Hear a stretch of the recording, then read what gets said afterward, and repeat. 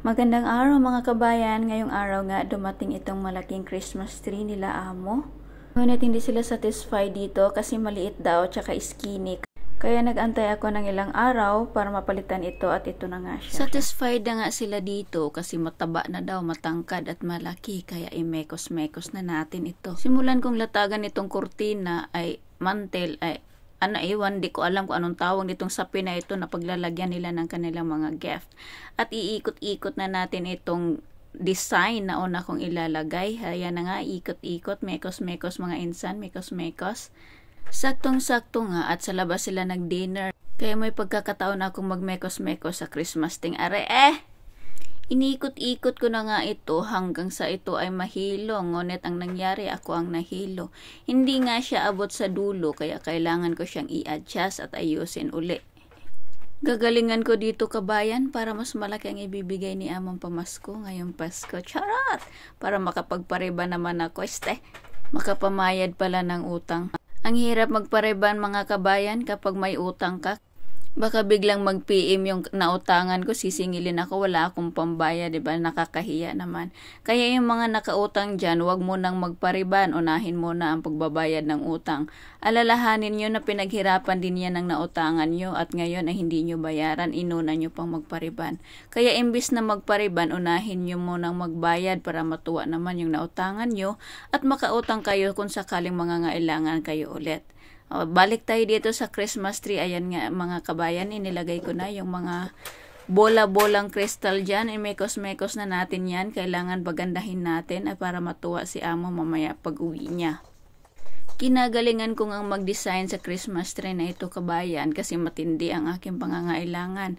Ang laki ng expenses ko ngayong buwan. Dahil parehong December ang birthday ng dalawa kong anak, ang kawawa naman kung hindi ko man lang mabigyan kahit isang cake lang para man lang ma-celebrate nila ang kanilang kaarawan. Yun na lang kasi yung pambawi ko sa kanila dahil wala ang presensya ko doon. Dapat nga nandun ako kasi nga mahalaga yung araw na yun para sa kanila at lalong-lalo naman sa akin. Ngunit kailangan kong lumayo upang magtrabaho at maibigay ang kanilang gusto at mabigyan sila ng magandang kinabukasan at mamuhay sila ng hindi man marangya pero maayos na buhay. Yung hindi mo na poproblemahin kung ano ang lulutuin kinabukasan. Naranasan ko yan noon nung maliit pa ako, kasama ko ang lula ko. Kailangan namin kumayod pariho para mayroon kaming maisasaing sa araw-araw. Yun naman ang pinagsisikapan ko upang di maranasan ng mga anak ko dahil alam ko ang hirap, mga pinagdadaanan ko bago kami makakain ng masarap at makabili ng kung anong gusto namin. Ito nga inilagay ko na yung mga ribbon, pinaghalo-halo ko lang siya, hindi ko siya pinapantay-pantay, titingnan ko kung maganda na ba siyang tingnan mamaya. Sa kakaakyat at kaiikot ko nga mga kabayan, itong ladder ko ay nahilo na, pati ako hilong-hilo na rin sa kakaikot. Dati kasi dalawa kami ditong katulong kaya hindi masyadong nakakahilo at nakakapagod kasi tinitingnan ko lang kung anong design na ginagawa niya, yun din ang gagayahin ko sa kabila. So kaya hindi na namin kailangang umikot pa ng umikot. Ngayon solo na ako kaya akin talaga lahat.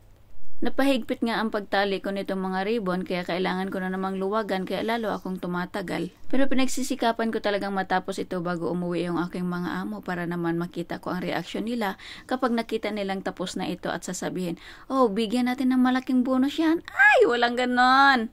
Pangarap ko ring magkaroon ng ganitong Christmas tree sa aming bahay. Pero bala ko, plastic lang yung bibilhin ko mga kabayan kasi wala namang buhay na ganito doon sa amin. Totoo kasing buhay po ito, dididiligan ko po ito araw-araw at nilalagyan ko ng liquid na para daw manatiling green yung dahon. At next ko namang ginawa mga kabayan, mali nga itong aking ginawa, dapat inuna kong inilagay itong Christmas light bago yung mga design ko dyan, yung mga ribbon-ribbons saka mga balls. Kaso nga, andyan na nga, nagkamali na ako, hindi ko na uulitin at ang hirap namang ulitin ko lahat. Kaya ituloy ko na lang, bahala na mamaya. Kung hindi magustuhan ni amo, wala akong choice kundi ulitin ito. Pero sana magustuhan nila ito at ang hirap naman na ulitin ko pa lahat ng yan, ang dami-dami niyan.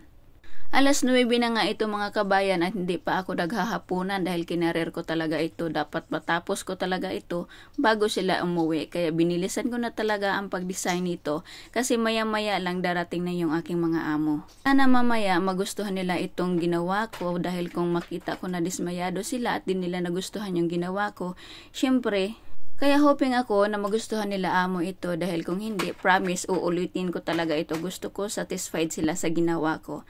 At charan! At ito na ang final look ng ating Christmas tree.